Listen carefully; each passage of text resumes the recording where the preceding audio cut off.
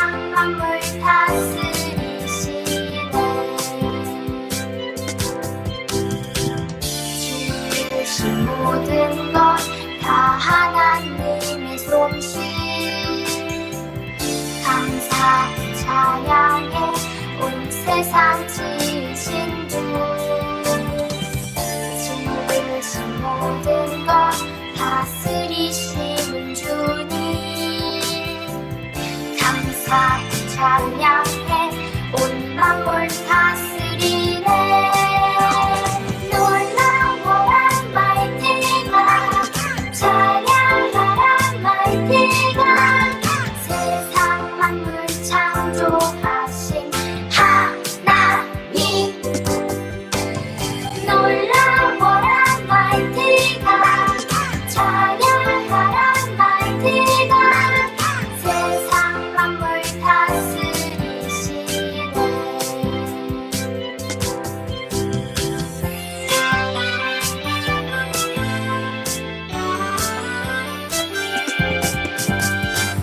지으신 모든 것 다 하나님의 솜씨. 감사히 찬양해 온 세상 지으신 주. 지으신 모든 것 다스리시는 주님.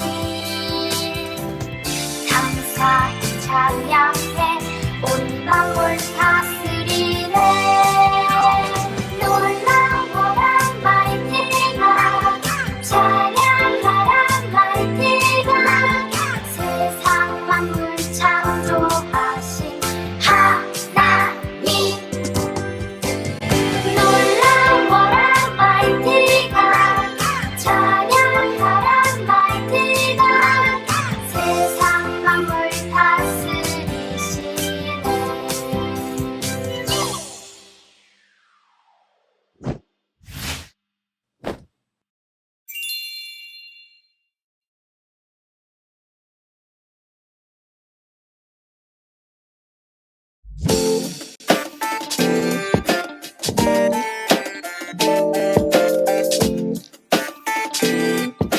전도서 12장 14절 하나님은 하나님은 모든 행위와 모든 행위와 모든 은밀한 일을 모든 은밀한 일을 선악간에 심판하시리라. 선악간에 심판하시리라. 전도서 12장 14절 하나님은 모든 행위와 하나님은 모든 행위와 모든 은밀한 일을 선악간에 심판하시리라. 모든 은밀한 일을 선악간에 심판하시리라. 하나님은 모든 행위와 모든 은밀한 일을 선악간에 심판하시리라. 하나님은 모든 행위와 모든 은밀한 일을 선악간에 심판하시리라.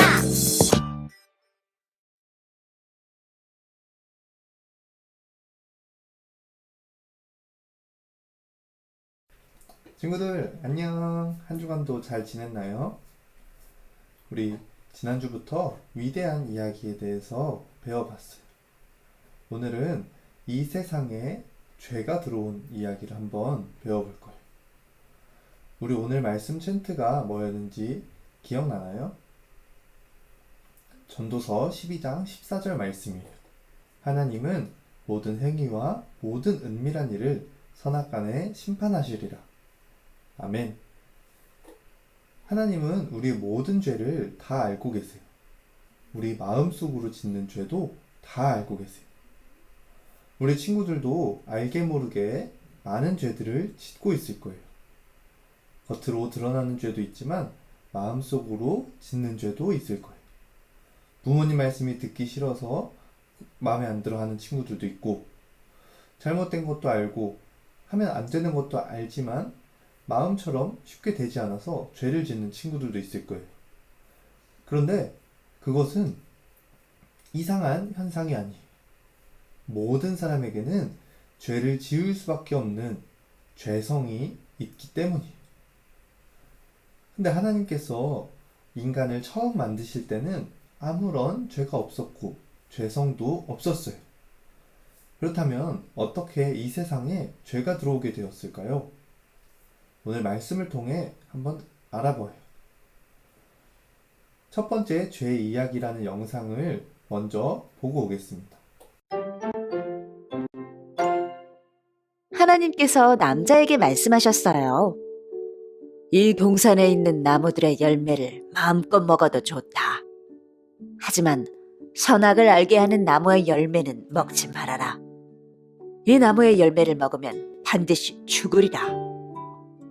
하나님께서는 다른 나무의 열매는 먹어도 되지만 선악을 알게 하는 나무의 열매는 절대로 먹지 말라고 말씀하셨어요. 한편 뱀은 아주 나쁜 꾀를 부리는 짐승이었어요. 그런 뱀이 여자에게 다가와 말했어요. 안녕. 하나님이 정말로 동산 안에 어떤 나무의 열매도 먹지 말라고 하셨니? 우리는 동산 안에 있는 나무의 열매를 먹을 수 있어. 하지만 동산 한가운데 있는 나무의 열매는 먹지도 말고 만지지도 말라고 하셨어요. 그 열매를 먹으면 죽는데. 하지만 뱀은 여자를 유혹했어요. 죽지 않을걸? 아니, 오히려 하나님처럼 될 거야. 하나님처럼 된다고? 정말로?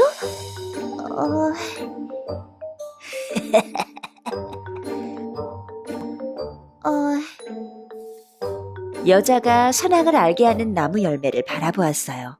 오늘따라 열매가 너무 맛있어 보였어요. 오늘따라 열매가 더 예쁘고 먹기 좋게 생겼는걸? 다른 열매는 다 먹어도 되잖아. 그래, 하나 먹는다고 뭐가 달라지겠어?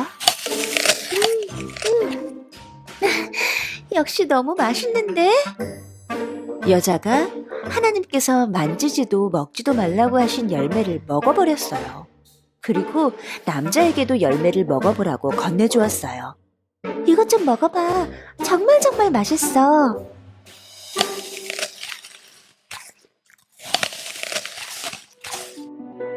두 사람은 갑자기 아무것도 입지 않고 있는 자신의 모습이 부끄러워졌어요. 열매를 먹기 전에는 아무렇지 않았는데도 말이에요. 그래서 나뭇잎으로 옷을 만들어 입었어요. 그때 하나님께서 동산을 돌아보시는 소리가 들렸어요. 두 사람은 자기도 모르게 하나님을 피해 나무 사이에 숨어버렸어요. 아담아, 네가 어디 있느냐? 제가 벗고 있는 모습이 무서워서 숨었습니다. 내가 먹지 말라고 한 나무 열매를 먹었느냐? 그게 여자가 저에게 먹어보라고 주어서요. 하나님께서 이번에는 여자에게 물으셨어요. 왜 나와의 약속을 지키지 않았느냐? 그게 아니라 뱀이 저를 유혹해서 먹은 것입니다. 하나님께서는 두 사람과 뱀에게 벌을 주셨어요. 하나님과의 약속을 어기는 건 너무 큰 죄이기 때문이에요. 두 사람은 더 이상 하나님과 함께 에덴 동산에서 살 수 없었어요. 사람의 마음에 죄가 들어왔기 때문이에요. 하지만 하나님께서는 두 사람을 아직도 사랑하셨어요. 그래서 가죽옷을 만들어 입혀주셨어요. 그러나 아담과 하와는 에덴 동산에서 쫓겨나게 되었답니다.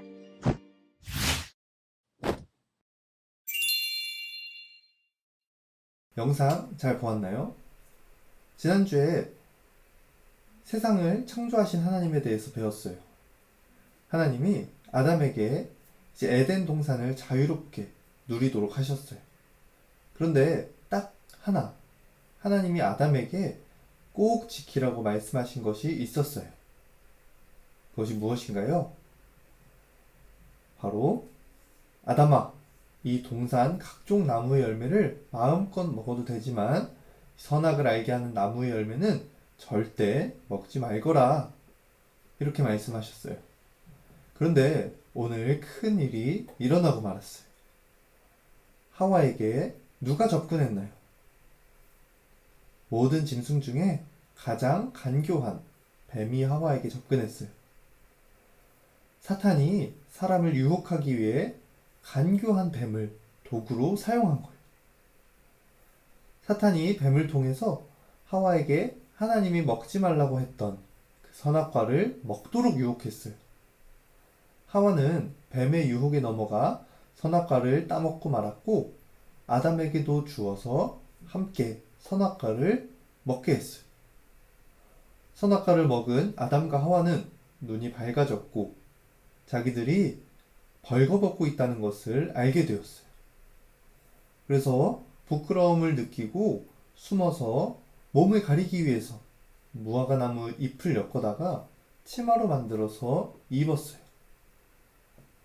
하나님께서 왜 동산 중앙에 나무를 두셔서 이런 일이 일어나게 하신 걸까요? 동산 중앙 나무 열매를 먹지 말라고 하신 이유는 바로 나는 너희의 하나님이며 너희는 나의 백성이다 라는 것을 알려주고 또 우리들이 기억하기를 원하셨어요. 그런데 아담과 하와는 하나님의 말씀에 순종하는 마음이 아니라 나도 하나님과 같이 될 수 있다는 마음을 가지고 있었어요.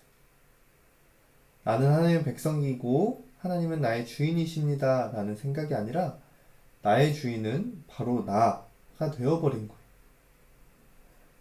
이렇게 아담과 하와가 하나님의 말씀을 따르지 않으므로 세상에 죄가 들어오게 되었어요. 로마서 5장 12절에 보면 한 사람으로 말미암아 죄가 세상에 들어오고 죄로 말미암아 사망이 들어왔나니 라고 말하고 있어요.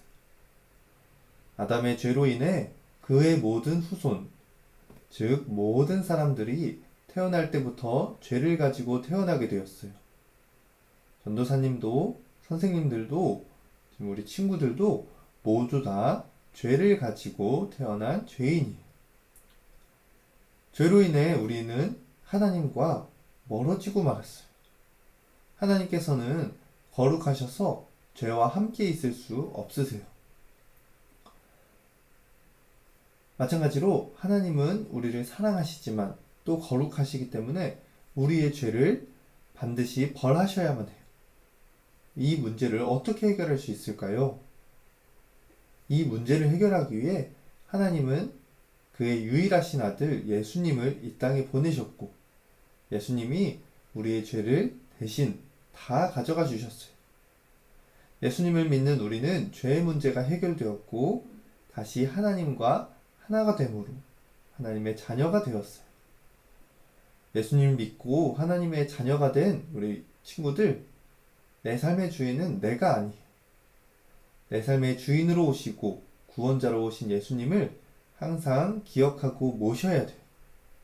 그래서 모든 생활 속에서 나의 주인은 나니까 내 마음대로 하고 내가 하고 싶은 대로 할 거야 라고 하는 것이 아니라 오로지 하나님만이 나의 주인이세요 라고 기억하며 하나님께서 원하시는 대로 살아가는 우리 친구들 또 선생님들 전도사님이 되기를 축복합니다.